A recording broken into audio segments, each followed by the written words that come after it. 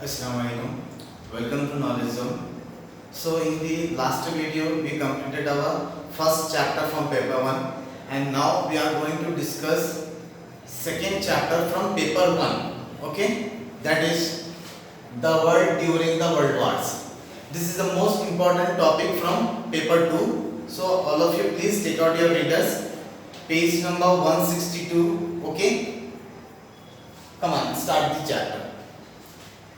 In this chapter, we shall talk about the history of the world in the first half of the 20th century, the causes of the consequences of the two world war and the creation of the institution like United Nations to ensure the world peace and development.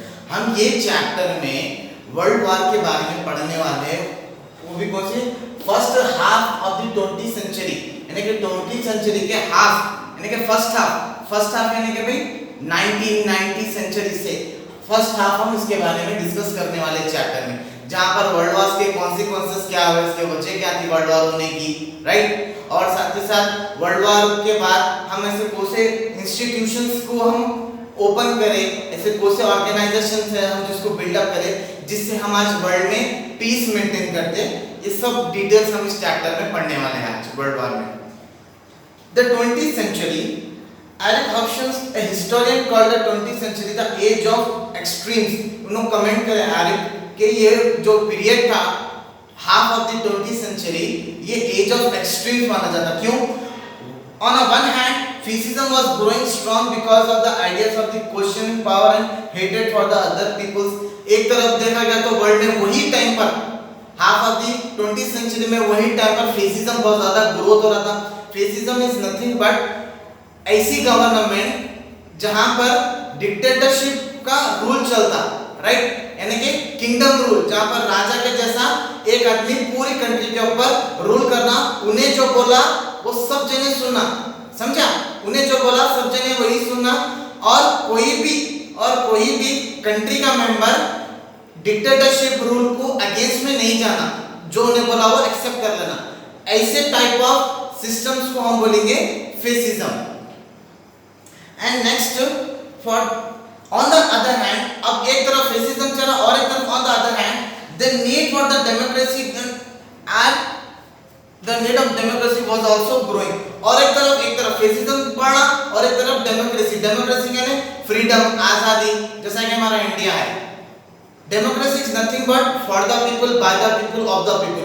ऐसी government, ऐसा rule जो public के लिए, public के वास्ते और public कुछ काम करना, उसको सर्विस देना, उसके नीड्स को पूरा करना, ऐसे टाइप ऑफ सिस्टम को डेमोक्रेटिक सिस्टम कहा जाता, right. The average life expectancy rate was growing higher because of the new discovery in the field of medicine.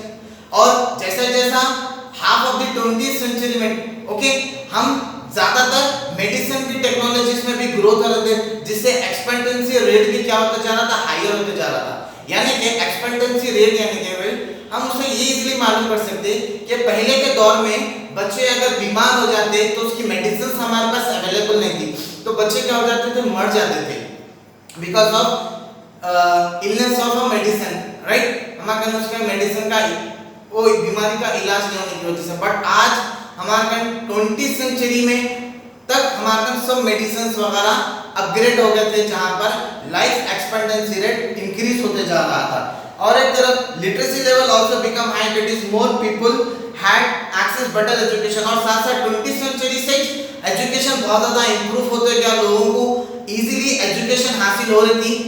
उससे पहले के दौर में अगर आप देखेंगे टिल 17-18 सेंचुरी में तब एजुकेशन उतनी नहीं थी, मगर के 20th सेंचुरी के half of the 20th century में हम एजुकेशन अच्छे से अच्छा हासिल कर ले रहे थे easily. New art form like movie also become, movies भी बन रहे थे वो वक्त में, जिससे लोगों को इजीली कोई भी चीज समझ में आ जा रही थी। एंड साथ ही साथ इन the field of science new discovery were made about life and atoms. और हम साइंस में भी बहुत तेजी से तरक्की कर रहे थे, यानी कि लगभग till half of the 20th century से हम एजुकेशन हो, मेडिसिन फील्ड हो, साइंस एंड टेक्नोलॉजी फील्ड हम तेजी से क्या हो रहे थे, आगे बढ़ रहे थे इसमें, राइट। जहां पर हम लाइफ एंड एटम्स के बारे में भी जान लिए थे।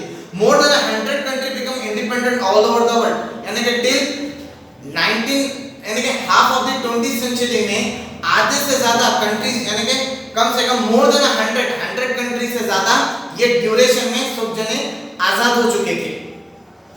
Duration half of the 20th century का मतलब 1950 से समझिए आप। क्यों बोलते हो, हमारा इंडिया 1947 में आजाद हो गया था, तो उसके हाफ ऑफ द सेंचुरी से अगर आप कैलकुलेशन करके देखेंगे आप तो इजीली हमको समझ आता है कि हाँ भाई हाफ ऑफ द सेंचुरी से आधे से ज्यादा चीजें हम डिस्कवर कर लिए थे, चाहे साइंस हो, एजुकेशन हो, मेडिसिन हो, और इवन साथ ही साथ आधे से ज्यादा वर्ल्ड के मोर देन 100 कंट्रीज भी क्या हो गए थे, आजाद हो गए थे, इंडिपेंडेंट हासिल कर लिए थे। Many great experiments happened in the 20th century. In some country, socialist society came up. और बहुत सारे एक्सपेरिमेंट भी हुए वो वक्त में 20th सेंचुरी में, बहुत सारे अलग अलग किस्म के एक्सपेरिमेंट भी हुए।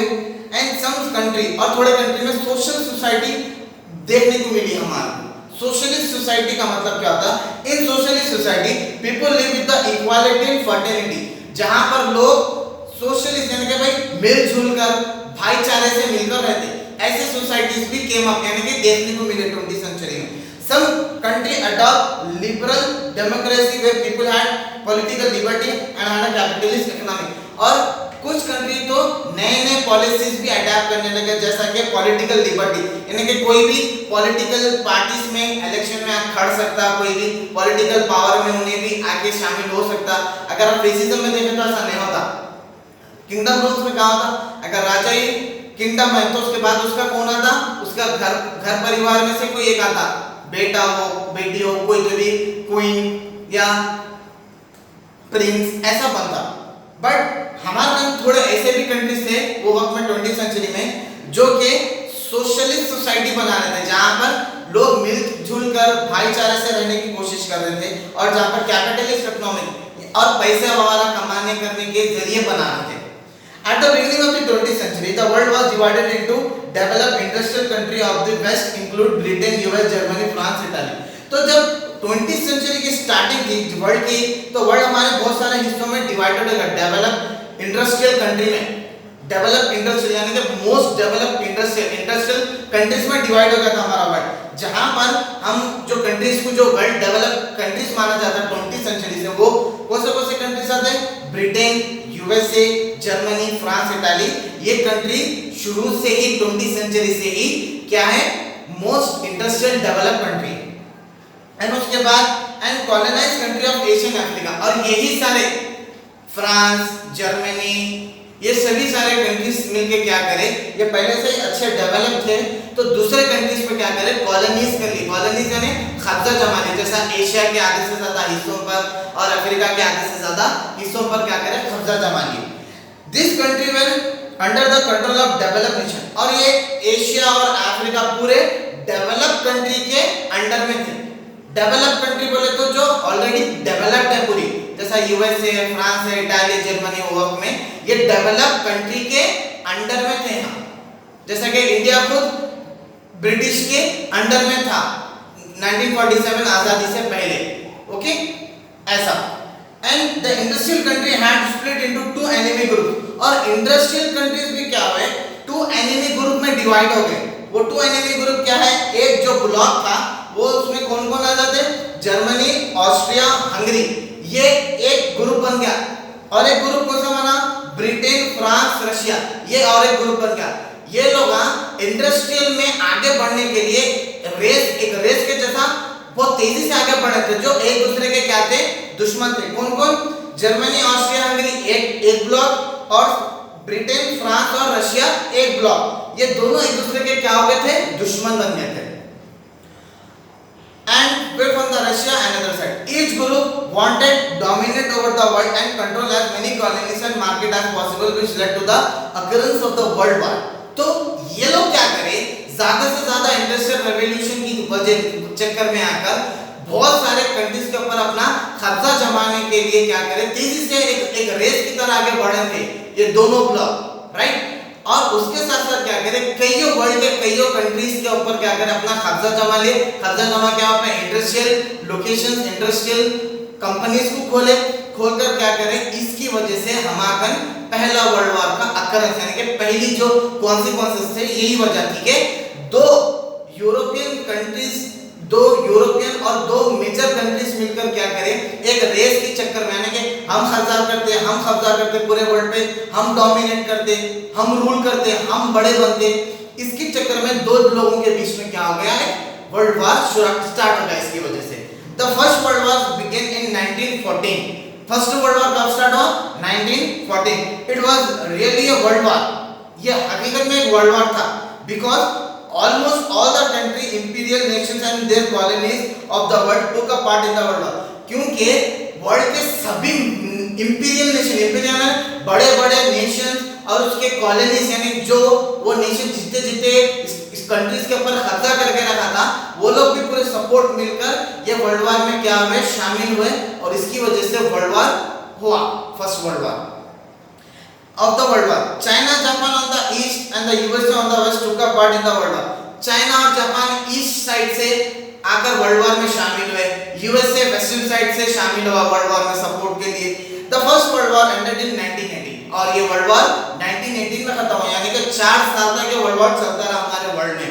Britain and France defeat Germany was it's allies in the war. तो ब्रिटेन और फ्रांस क्या करें, जर्मनी को डिफीट कर दिया, हरा दिया उनके एलाइज के साथ, इसमें फर्स्ट वर्ल्ड वॉर में। Okay, so in the next topic we are going to discuss causes of the world Wars.